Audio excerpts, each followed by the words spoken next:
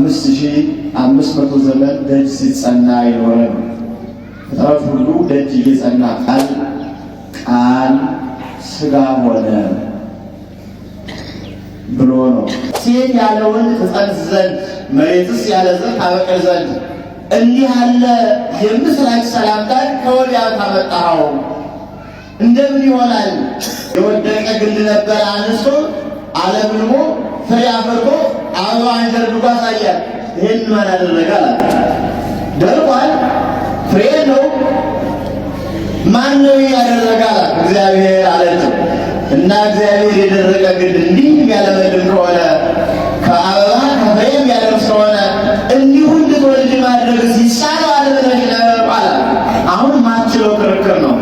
ይሳነዋል ብል ክደት ይሆንብኛል፣ አይሳነውም ካል ቃሉን መቀበል አለብኝ። ሲመለስ ቀይም ቀለም ከጥቁር ቀለም ክርስቶስ ደባልቆ ቆየው። ሎቱ ስብሐት ዝኩ ወልደ መበለት አማሰነ ቀለሜ ቀለምን አጠፋ ብሎ በጥፊ መታው። መምህር ምነው በጥፊ መታኝ ሳለው፣ አንተስ ቀለምን ለምን ደባለቅ አለው። እና ለይልኝ አትለኝም ወይ አለው። ወገቧን ታጥቃ ገንቧን ነጥቃ ውሃ ባይሆን ቀድቼ ላጠጣ ብላ ውሃ ለመቅዳት ሄደች። ውሃ ቀድታ ስትመለስ የታወቀው መልአክ ቅዱስ ገብርኤል በአምሳለ ሰያፍ አረጋዊ እጅግም ጎልማሳ ያልሆነ እጅግም አረጋዊ ሽማግሌ ያልሆነ መካከለኛ ሽበት ሰረግ ያለ መላቋት ያለ ሰው መስሎ በዚያ አምሳል ተገለጸና እልፍ ብሎ ሰገደላት። ሰላማዊት ሰላምታ ይገባሻል እያለ 3 ጊዜ ሰገደላት። ይኸው 2 ልደት ይባልለታል። ቅድመ ዓለም ከአብ ያለ እናት፣ ድኅረ ዓለም ከድንግል ማርያም ያለ አባት እግዚአብሔር ቃል 2 ልደት ወልደ አብ ወልደ ማርያም በተዋህዶ ብለን እናምናለን።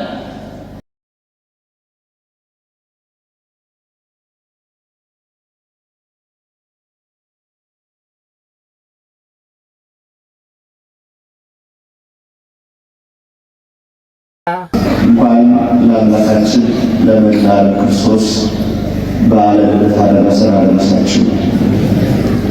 አሜን። ለአምላካችን እግዚአብሔር በሀብት ስቦ በረድኤት አቅርቦ በቸርነቱ በጸጋው መግቦ እስከዚህ ዕለት እስከዚህ ሰዓት ስላደረሰን ስሙ የተመሰገነ ይሁን።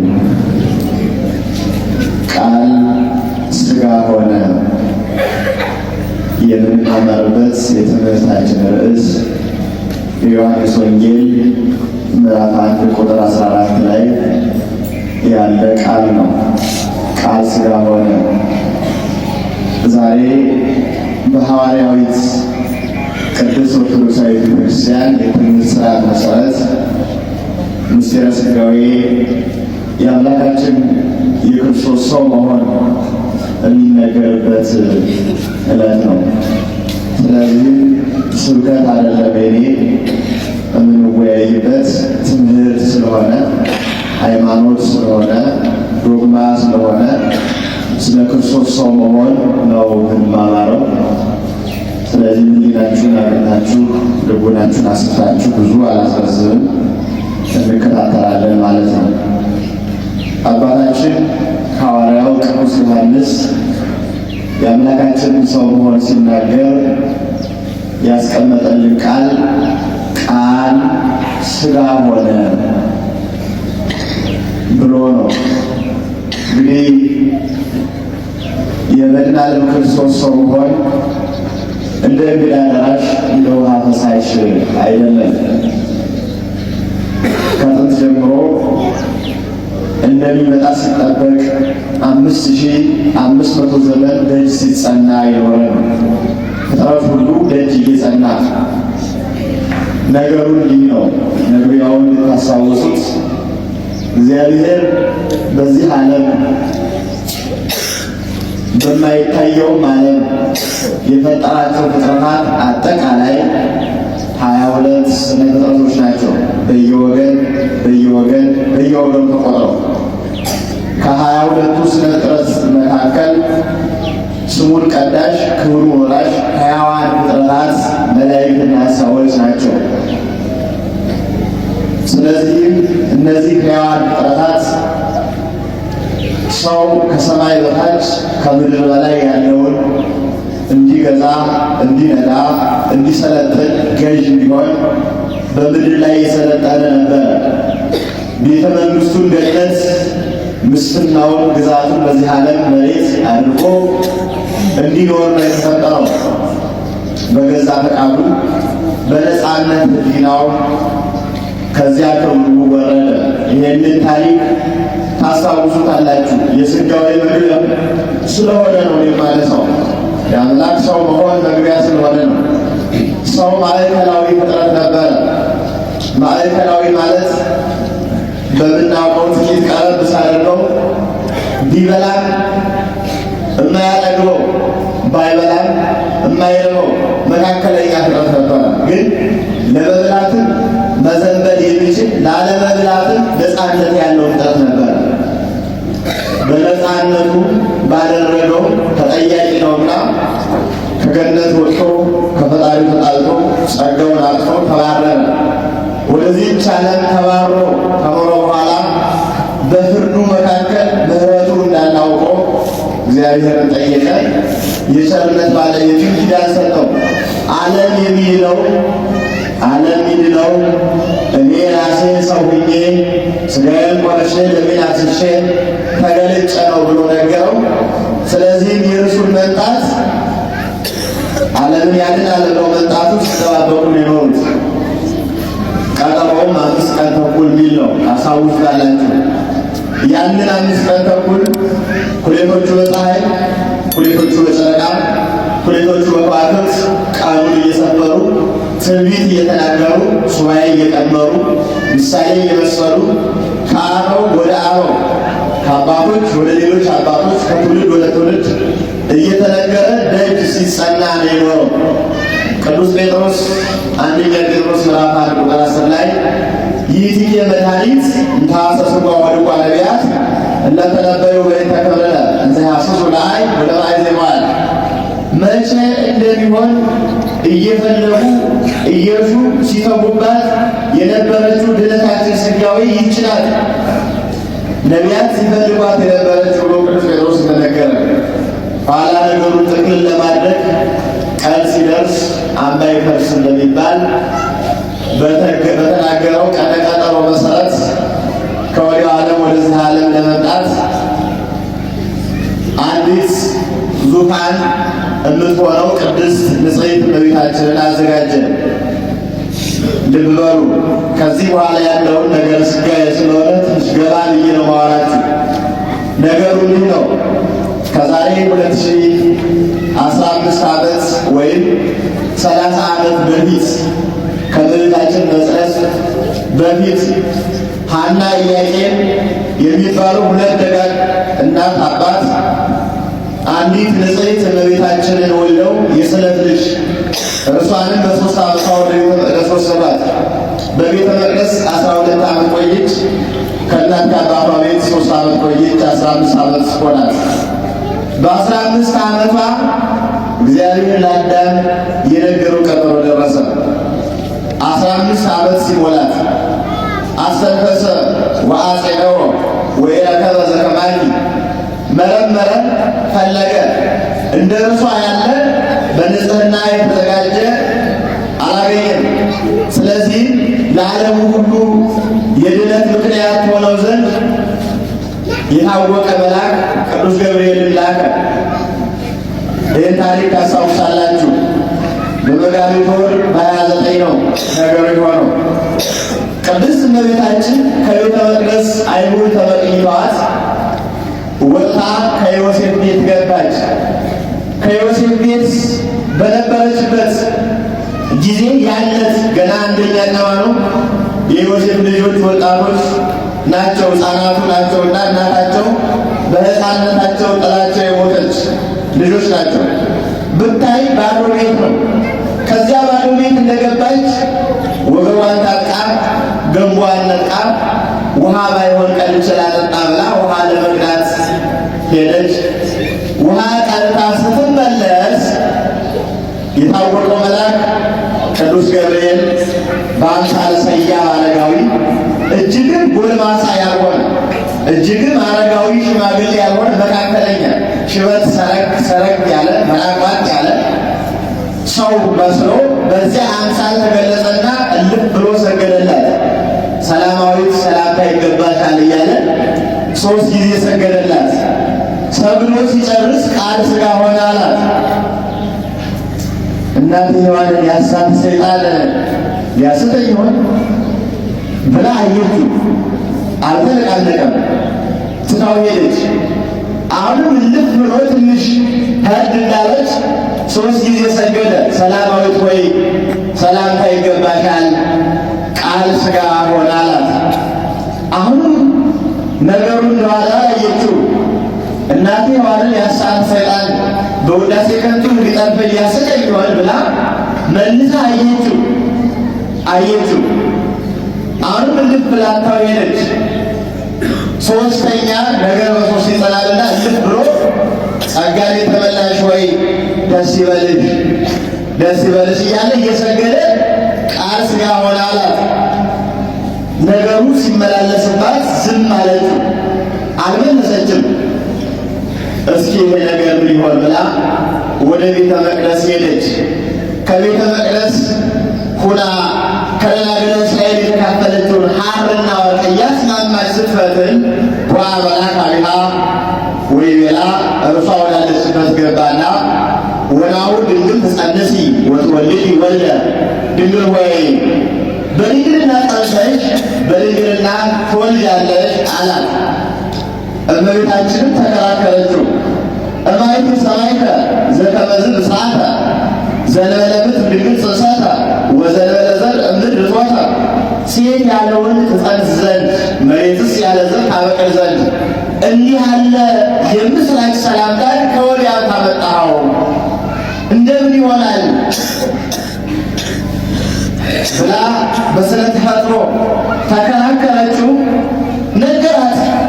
ነቢዩ ኢሳይያስ ድንግል በድንግልና ጸንሳ በድንግልና ትወልዳለች ያላት ሕዝቅኤል ነቢዩ ቀይ ጎልማሳ ከተቆለፈች ከተዘጋች ቤት እንደታጠቀ ገብቶ እንደታጠቀ ሳይፈታ ሲወጣ ያየባት ያች አዳራሽ ነቢዩ ዳንኤል ከረጅም ተራራ ድንጋይ ተፈንቅሎ የሰው ልጅ ሳይነካው ወረደ ያላት ነቢያት ሁሉ ተስፋ ያደረጉባት ያቺ መቅደስ አንቺ እኮ ነሽ፣ አንቺ ነሽ።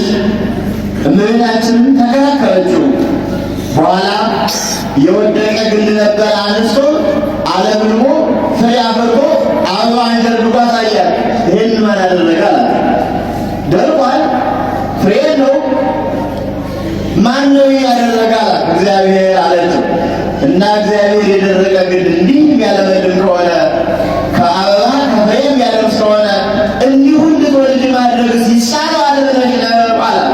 አሁን ማትችለው ክርክር ነው። ይሳነዋል ብል ክደት ይሆንብኛል፣ አይሳነው ካል ቃሉን መቀበል አለብኝ።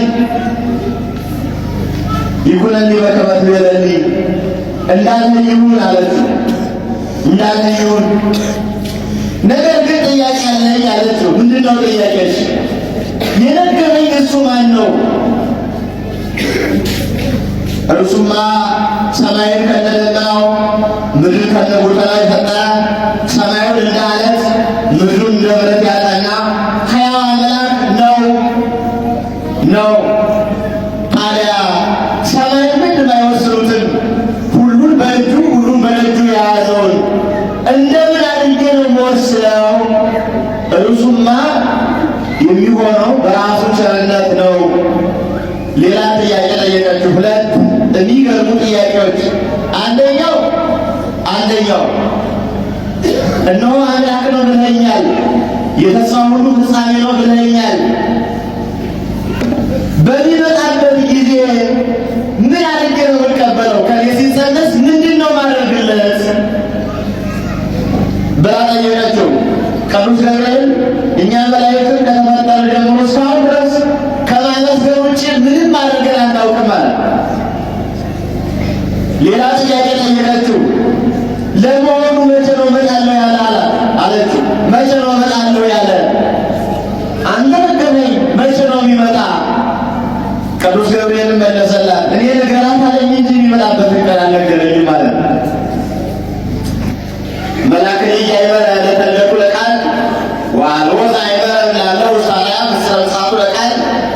መልአክ ራሱ አብስር ተባለ እንጂ በዚህ ሰዓት እመጣለሁ የሚለውን ቃል አላወቀም ነበር። ይህንን ተቀብላ እሺ ይሁን ብላ ስታሰናብት ስትቀበል የእግዚአብሔር መልአክ ስትቀያየር አያት። ቦ አመታቀያኒ ከመጽየረዳ እንደ ጽየረዳ ቀይ የምትሆንበት ጊዜ አለ፣ እንደ ሮማን አበባ የምትሆንበት ጊዜ አለ። ስትለዋወጥ አያት። ድንግል ሆይ ያልኩሽ ሁኗል አላት። ሁኗል፣ አሁን ከአንቺ ሰው ሁኗል። እመቤታችንም ይህንን ቃል በትሕትና ተቀብላ ለዓለሙ ሁሉ በረከት ሆነች፣ ለዓለሙ ሁሉ የድነት ምክንያት ሆነች። ልብ በሉ፣ ነገሩ እንዲህ ነው። ዓለም የጠፋው በዚህ መስመር ነው። የመጀመሪያዋ እናታችን ሔዋን ከሰይጣናዊ መልአክ በጆሮዋ ሞት ሰምታ ጸነሰችው። በዚህ ምክንያት ሞት ወደ ሰው ልጆች ገባ። ሁለተኛዋ ቅድስት ሔዋን ብርሃናዊ መልአክ ሲያበስራት በጆሮዋ ሰምታ ጽድቅ ወደ እግዚአብሔርን ጸነሰችው። ለዓለሙ ሁሉ የሕይወት ምክንያት ሆነች። በመልአክ የገባውን በመልአክ አስወጣ። በጆሮ የገባውን በጆሮ መለሰ። በሴቷ የገባውን በሴቷ መለሰ። ለዓለሙ የመዳን ምክንያት ሆነች። እመቤታችንም እንዲህ ተባለች። ቸርነቱ ብዙ ነው። እናትም ናት፣ ድንግልም ናት። ድንግልም ናት፣ እናትም ናት። በዓለም ድንግልም እናትም የለም፣ እርሷ ብቻ ናት። እርሷ ብቻ ናት። ግሩም ምስጢር የሚባልላት ይሄ ነው። በአንጻሩ እመቤታችን ቅድስት ድንግል ማርያም ጠባብም ናት፣ ሰፊም ናት። ሰፊነቷ ምሉን መወሰን ነው። ጠባብነቷ አካሏ አለመለወጥ ነው። አልተለወጠችም። እሷ ናት ሶስት እግር ከስንዝር መጠን ናት። እመቤታችን የአምላክ እናት ናት፣ ደግሞ ፍጥርት ናት። የፈጣሪም እናቱ ደግሞ የተፈጠረች ናት። ሊቁ ቅዱስ ገብርኤል ቅዱስ ኤፍሬም እንደነገረን ድንግል ወለደቶ ለገባሪሃ ወለዮኒ ፈጠረ ወላዲቶ። ድንግል ሰሪዋን ፈጣሪዋን ወለደችው፣ እርሱ እናቱን ፈጠረ። ቅዱስ ያዕቆብ ዘስሩግ የድንግል ማኅፀንን ፈጠረ ይወለድ ዘንድ፣ የድንግል ጡትን ተፈጠረ ይጠባ ዘንድ፣ የድንግል ጀርባዋን ፈጠረ ይታዘዝ ዘንድ፣ የድንግል ክንዷን ፈጠረ ይታቀፍ ዘንድ ይላል ቅዱስ ያዕቆብ ዘስሩግ። ሰፊ አድርጎ በዚህ ጉዳይ ላይ ያብራራልናል። እና እመቤታችን ቅድስት ድንግል ማርያም እንዲህ ይላል፣ ሰማያዊትም ናት ምድራዊትም ናት። ሰማያዊትነት ከልዑላኑ ከፍ ብላ መታየት፣ ምድራዊትነት በመጠነ ሥጋ መገለጥ መታወቅ መኖር። እንዲህ ናት። ይገርማል። ወተት ያስገኘች ናት ድንግል ናት። ይካሩ ላነች ሰማያዊ ዛሬበ ዘበታ ወተት ስለሄደው ሴት ከወንድ ሳትደርስ ወተት ማስገኘት አይቻላትም። እሷ ግን ይቻላታል። ይህንንና የመሳሰለውን ምስጢር በእመቤታችን ማኅፀን አከናውኗል። ሰማይ ኮነ ዓለመ ወዓለምኒ ኮነ ሰማይ። ቅዱስ ሳዊሮስ ዘአንጾኪያ ሰማዩ ዓለም፣ ዓለሙ ሰማይ ሆነ። ሰማይና ምድር ታረቀባት። የመሬቱ ወደ ሰማይ፣ የሰማዩ ወደ መሬት መጣ ተመላለሰባት። ከፍ ያለው ዝቅ፣ ዝቅ ያለው ከፍ አለባት። እንዲህ አድርጋ የእርቅ ምክንያት ሆነች። እንዲያውም ቅዱስ ሄራቅሊስ የተባለ አባታችን ኦ መቅደስ እንተ ባቲ ተክለ እግዚአብሔር ቃል፣ አካላዊ ቃል የተካለባት ያገለገለባት መቅደስ ናት ይላታል። መቅደሱ ናት እና ይሁን ስትል ከሥጋዋ ሥጋ ከነፍሷ ነፍስ እግዚአብሔር ቃል በሕፃናት መጠን ሕፃናት ሲጸነሱ በሚጸነሱበት መጠን ተጸነሰ። ዕለቱን ተወልጄ ልደት ሳይል አምላክንና ልገለጽ ሳይል በሕፃናት መጠን ሳያታልፍ ተስዕል በጥንተ አካል ዘይቷል ቃል ምስለ ሥጋ። ቃል ከሥጋ ጋር ሲዋሃድ በጥንተ አካል በሕፃናት አካል ጥንት መጠን ተሳለ ተሳለ። ልብ በሉ። ነገረ ሥጋዬን መለስ ብለን እንድናየው ማን ነው ይሄ? ማን ነው? እግዚአብሔር ቃል አምላክ ነው። አምላክ እንደመሆኑ በድንግልና ተጸነሰ። ሰው ነው። ሰው እንደመሆኑ የዕለት ጽንስ ሆነ። አምላክ ነው። አምላክ እንደመሆኑ ዓለምን የያዘ ነው። ሰው ነው። ሰው እንደመሆኑ በድንግል ማኅፀን የተወሰነ ነው። አምላክ ነው። አምላክ እንደመሆኑ በድንግልና አለፈ። ሰው ነው። ሰው እንደመሆኑ የዕለት ሕፃን ሆነ። አምላክ ነው። አምላክ እንደመሆኑ ዓለምን መገበ። ሰው ነው። ሰው እንደመሆኑ ከድንግል ጡት ገባ። አምላክ ነው። አምላክ እንደመሆኑ ታቀፈችው። ሰው ነው። ሰው እንደመሆኑ ታቀፈችው። አምላክ እንደመሆኑ ዓለምን በማዕዱ የያዘ ነው። ይህንን ነው የወለደችው። ይቀጥላል።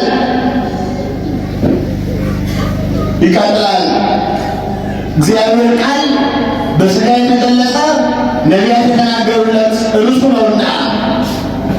ነውና የለማ በሌላ ዓለም ሊሆን የሚችል ምስጢር አይደለም። በእርሱ ብቻ ነው። ከጥበብ ሁሉ ጥበብ በላይ በሆነ ምስጢር፣ ከነገር ሁሉ በላይ በሆነ ነገር ሰው ሕሊና አውርዶ በማይረዳው በራቀ ያደረገልን ማለት ነው። ለዚህ ነው ራሱ ባለቤቱ በሥጋዌ የገለጸልን። በመዋዕለ ሥጋዌው እንደ ሰውነቱ ራበኝ እያለ እንደ አምላክነቱ የሕይወት እንጀራ ነኝ እያለ እንደ ሰውነቱ ጠማኝ እያለ እንደ አምላክነቱ የሕይወት ውሃ ነኝ እያለ እንደ ሰውነቱ ደከመኝ እያለ እንደ አምላክነቱ የደከሙትን እያበረታ እንደ ሰውነቱ አንቀላፋው እያለ እንደ አምላክነቱ ባህር እየገሰጸ እንደ ሰውነቱ ሞታለሁ እያለ እንደ አምላክነቱ ነፍሴን ማንም አይወስዳት እያለ ይገለጽ የነበረው ይህንን ነገረ ሥጋዌ የምንማርበት ዕለት ይሄ የሥጋዌ ዕለት ነው። ሁሌም የኦርቶዶክሳውያን ሕይወት ከዚህ ሕይወት የተለየ ባይሆንም ግን ዕለት ዕለት እናስታውሰው።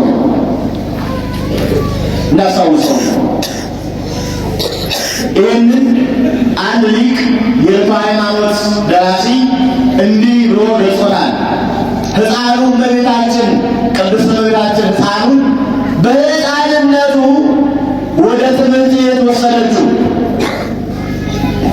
መምህሩ ሲያስተምር በዕብራይስጡ ፊደል አሌፍ በል አለው።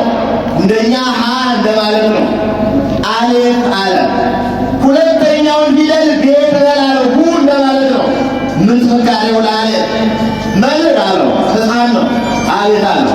የአሌፍን ትርጉም ሳትነግረኝ ሁለተኛውን ለምን ትጠይቀኛለህ? በል ትለኛለህ አለው። ደግሞ ብላቴና የነገሩትን ቀለም ይይዛል እንጂ ትርጉም ይጠይቃል ብሎ ለእናቱ እመቤታችን እናቴ ይህንን ማስተማር አልችልም ውሰድ ብሎ ሰጣት። ሕፃኑ ይዛው ሄደች። ከሌላ ትምህርት ቤት አስገባች። ያኛው መምህር ደግሞ እያስተማረ የሚጽፍ ነው፣ ብራና የሚጽፍ ነው። ቀይ ቀለም ከጥቁር ቀለም እያስማማ እየነከረ በብዕር ይጽፋል። እያስተማረ ሲጽፍ ቆይቶ ወደ ቤት ገባ። ዕቃ ይዞ ሊመጣ ሲመለስ ቀይ ቀለም ከጥቁር ቀለም ክርስቶስ ደባልቆ ቆየው።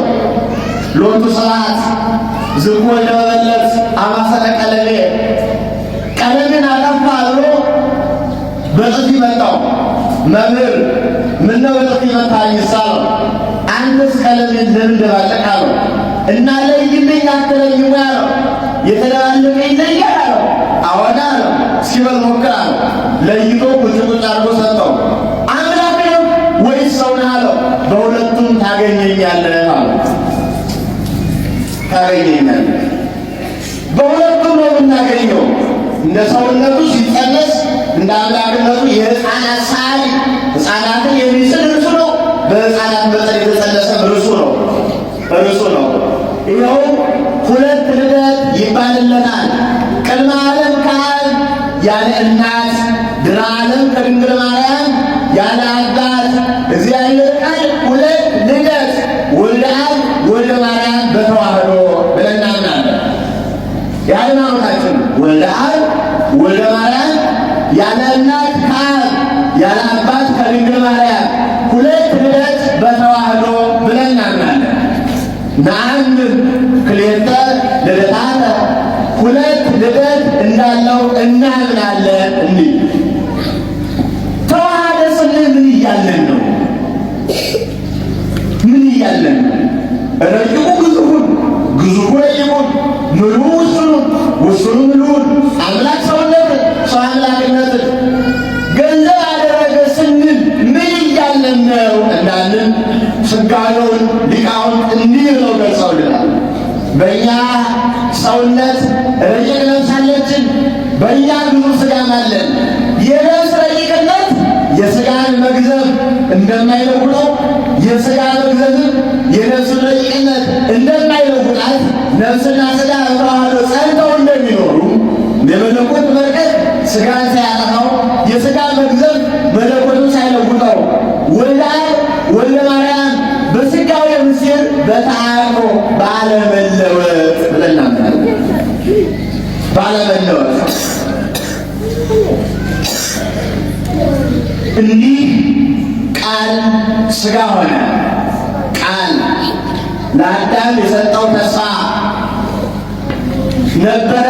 ያንን ተስፋ ሊፈጽም ቃል ከቀኑ ቀን ከዕለቱ ዕለት ከዓመቱ ዓመት ሳይጨርም ሳያሳጥር ሳያፍረዝም ቃል ሥጋ ሆነ።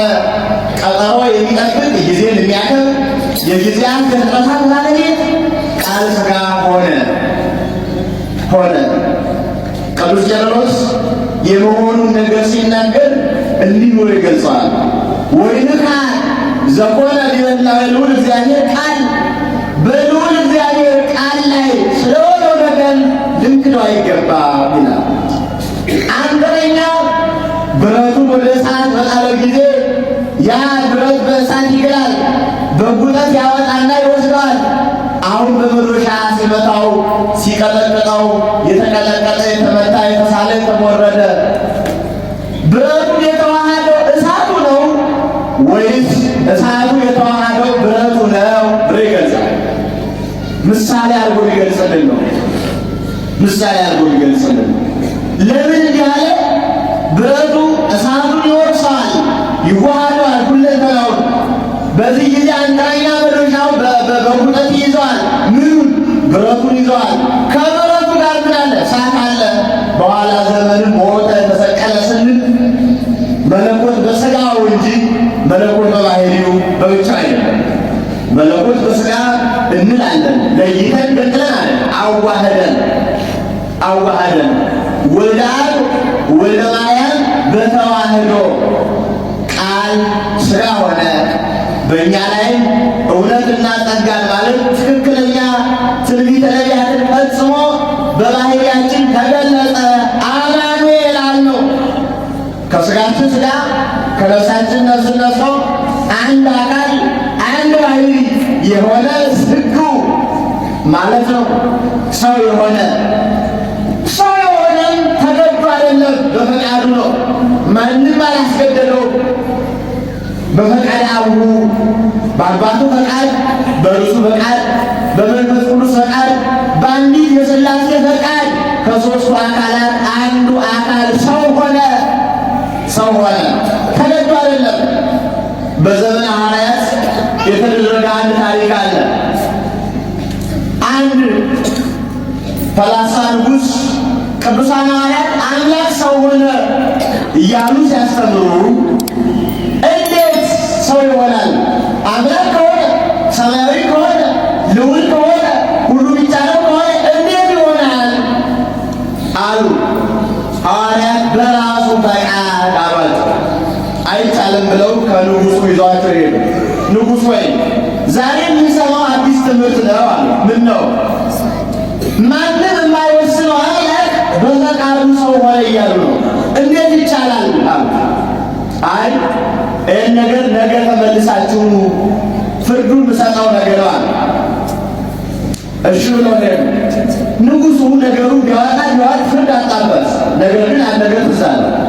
በፈቃድ ነው አይደል ሰው ሆነ ያልኛል? አዎ እስቲ ልየው አለና ከቤተ መንግሥቱ ልብሱን ቀይሮ አሮጌ ለብሶ ንጉሥ ሳይመስል በሌላ ጎዳና ወጥቶ በግቢያ ዳር ላይ ስለ እግዚአብሔር እያለ ሲለምነው አለ። ሳሚ ሜሌ ቢጤው ነው መኳንን ሁሉ እያለጉት ሄዱ።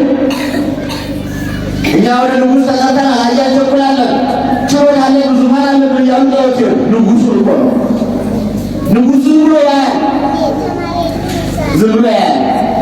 በኋላ አሁንም በመጣባት መንገድ በዚያ በሌላ ጎዳና ወደ ቤተ መንግሥቱ ገባና የዙፋን ልብሱን ለብሶ ተገለጠ።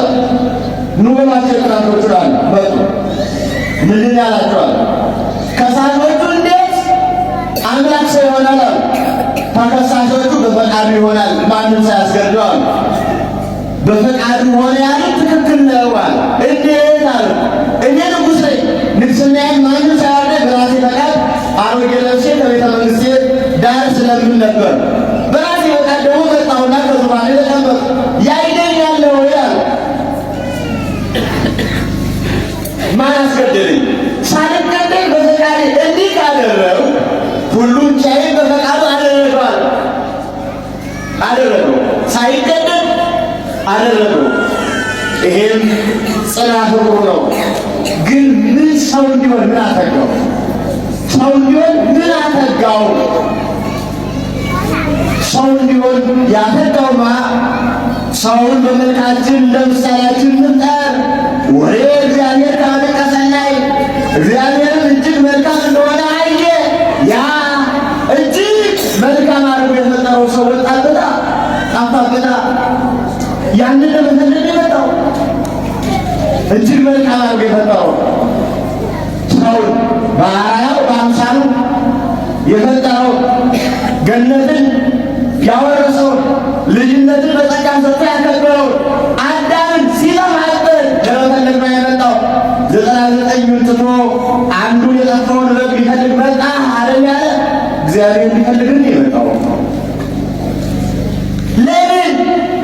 ለምን የሰው ልጆች ሁሉ እንጨት ጠርበው ድንጋይ አለዝበው እየዳሰሱ አምላክ እያሉ ለጣዖት ሰሩ ነበረ። ለምንድን ነው የፈለጋችሁት? እምንዳሰሰው እንፈልጋለን። የሚዳሰስ አምላክ እስከፈለጋችሁ እኔ ራሴ በሥጋ ተዳሰሸ ልምጣላችሁ ብሎ ለሰው ልጆች ምኞቱን ገለጸ። እስመ አሕዛብ ያፈቅሩ አርአያሁ አምሳለ ብፅዕ ዘጠረሉ በጸረብ ወበይተዝቆ ወልደ ሥጋ ማይወይ ቀሌል ለአርአያ መለኮት ይላል። እንጨት ጠርበው ድንጋይ አለዝበው ማምለክ ይፈልጋሉ። ጠቢብ እግዚአብሔርን መፍቀሬ ሰብ እግዚአብሔርን ከፈለጋችሁኝ ብሎ በሥጋ ገዝቶ መጣ። በሌላም መልኩ ዓለም የጠፋው በዚህ ነው።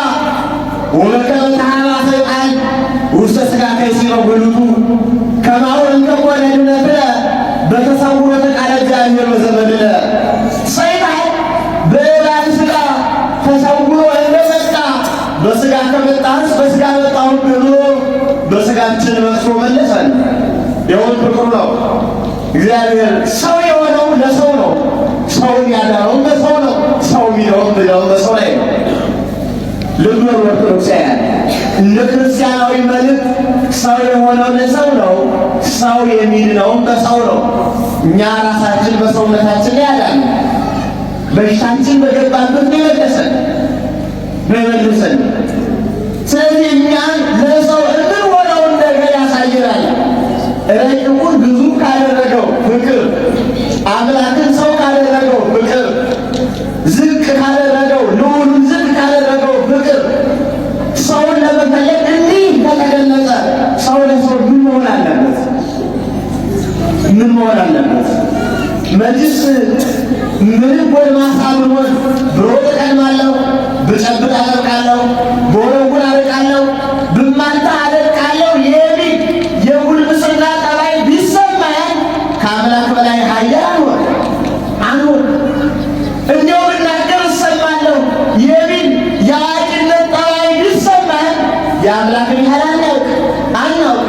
ያ ዝቅ ካለ ዝቅ ማለት ይጠይቀናል። ያለ ሰው እንዲህ ከሆነ ስለ ሰው መኖር ይጠይቀናል። ዓለማችን ስለ ሰው መኖር በጣም ባይድ ያለ አዋቂዎች ትምህርት ሆኖ እየተገለጸ ያለው ስለ ሰው መኖር ራስ ወዳድነት፣ የካፒታሊዝም ጠባይ፣ ማቴሪያሊስትነት፣ በማቴሪያል ብቻ ሌላ ማይ ክርስትና እንደዚህ አይደለም። ኦርቶዶክሳዊ ቅኝት አምላካዊ ጠባይ፣ አምላካችን በተገለጸበት ጠባይ ነው የሚገለጠው። ያንን ነው ቃል ሥጋ ሆኖ ያስተማረን የነገረን። ያንን ትምህርት ነው እኛ አምን የምንኖረው። ተረድታችሁኝ ከሆነ እሱ ነው እርሱ ሰው ሆነልን፣ እኛም ሰው መገለጽ ጠይቀናል። ሰው የሚሆነው የሚበላ የሚጠጣ የሚያምር የሚዋግ የሚሰብር ያ ሰው ብቻ አይደለም። እንደ ማንኛውም ሰው እንኖራለን፣ ግን ኦርቶዶክሳውያንና የሚለየን ጠባይ አለ። የሚለየን ኦርቶዶክስ እና ክርስቲያን ስለሆነ ደግሞ ውስጣችን ላይ የታተመ የአምላካችን አኗኗር ማህተማችን ከኛ ውስጥ ይገለጣል። ልበሉ ጽጌረዳ በመዓዛው እንደምናሸታው እኛ በመዓዛችን በክርስትና መገለጣችን መዓዛ ክርስትናችን ለሰው ይሸጣል። ጣዕም የለሽ መዓዛ የለሽ ክርስቲያን ሊኖር አይገባውም። በእኛ የሚገለጽ ኑሮ ስለሆነ ነው እንጂ ልደትን ስናከብር በዓል ስንል አርደን ልንበላ ልንጠጣ አይደለም። እሱ እንዲያው ጾም ሰንብተናልና ጨርሰን እንዘያለን። ደስታችን እንገኝበት ጠባይ ነው። ሕይወቱ ግን ምንድን ነው? አምላክ ለእኔ ብሎ ሰው ከሆነ እኔ ለወንድሜ ብዬ ሰው መሆን አለብኛ። አስራችሁታል? አዳም እግዚአብሔርን ያደረገውን አስራችሁታል? ዲያብሎስ ሲመክረው ይችላል በበለስ ብትበሉ እናንተ ከፈጣሪ በላይ ትሆናላችሁ ሲል እኮ አዳም እኮ በፈጣሪ በላይ ለመሆን እኮ በለስ ሊበላው በፈንቅለ እግዚአብሔር እኮ ያወደው ያንን ይቅር ተው ያንን። እኛስ ጥቃቅን ጠባዮች፣ ጥቃቅን ቂሞች፣ ጥቃቅን ንግግሮች የሚያስወርፉን የሚያስቀይሙን ጎረቤት ከጎረቤት ሰው ከሰው ብቀይ ተንኮል የሚጸናበት ካለ መተው ኋላ ይታል። መድኃኒዓለም ክርስቶስ በመዋዕለ ሥጋዌ ወደ ለታር ወደ ቀራንዮ ሲወጣ ያደረገውን አይሁድ ተባብረው ያሉት ዝም ማለት 6666 ጊዜ ታስበው ገረቡት። ዝም ማለት ከዚያም ምራቅ ጠፉበት፣ ዝም አለ። ዘበቱበት፣ ዝም አለ። እስኪ ትንቢት ተናገር ማን የመጣ ብለው ፊቱን ሸፍነው መቱት፣ ዝም አለ። በቀንዶች ተነከረው፣ ዝም አለ። ደሙ ፈሰሰ፣ ዝም አለ። ዝም ያለው ለምንድን ነው? ዝም ያለው ይህ እኮ የክርስቲያኖች ልብ ነው። ዝም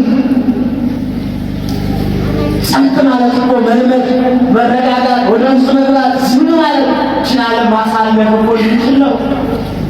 ዝም ብለን አትድናለን። እውነቱን አንድነት ማለት አይደለም። ክርስትናችን አንድነት ማለት አይደለም። ጥቃቅን ጉዳዮች ግን ዝም ማለት ይጠይቃል። ያኗር ክርስትና ሕይወት እሱ ባለቤቱ አዳም ያህል በድሎት እርሱን የበደለውን ለማዳን ለመፈለግ ሄደ። የበደለውን ለመፈለግ የሚበድለንን መፈለግ ይጠይቃል። ምን ይላል? ዜና አበው አንድ ቅዱስ አባት ትክክለኛ ኦርቶዶክሳዊ ሰው በድሎት ይቅር በለኝ ብሎ ከመምጣቱ አስቀድሞ ይቅር ብሎ የሚቆይ ነው። ለምን? ስለ መንግሥተ ሰማያት ብዬ ተውት፣ ስለ ዘላለም ሕይወት ብዬ ተውት በለው። ተውት እምንተዋለ አለ ምንተው ነገር የማይስማማን የማይሆነን የማይቀድሰን ሰው ያደርገን ነገር መተው ምን ይሆናል? በቃ መተው አለ ተብያለሁ። ዲማ ሊደረባ በቃ ሊሆን ይችላል። በቃ መተው የሚያህል ምን ሀብት አለ? ምን አለ? በዚህ በዜና አበው አንድ የበቃ ባህታዊና አንድ ያልበቃ ባህታዊ ይሆናል። የበቃው ባህታዊ ሲከራተት ካልበቃው ባህታዊ ሀገር ደረሰ። ያልበቃው ባህታዊ ትልቅ ግብ ያለው እና ሄደና አባቴ እባክህ ከዚያ ዳር ጎጆ ላይ ሰርት ልኑር አለው። ምን የቤት እግዚአብሔር ነው ኑር እንጂ አለው። ከዚያ ከአንዷ ጎጆ ሄዶ ሲገባ ውሃ ፈለቀበት። ከጎጆ የበቃ ስለነበር ውሃ ፈለቀ። ከዚያ ውሃ ሊጠጡት ደግሞ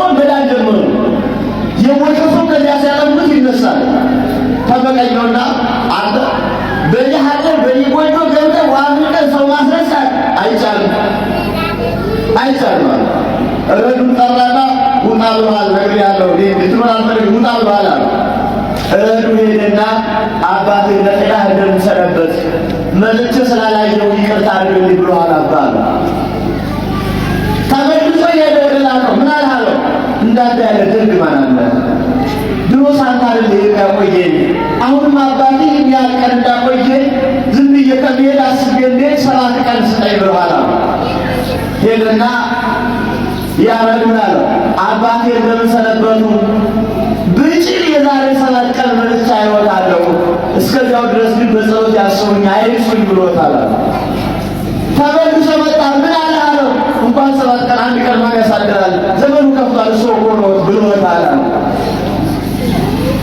በሰዓተኛው ቀን ከሩቅ ላይ አይወጣም።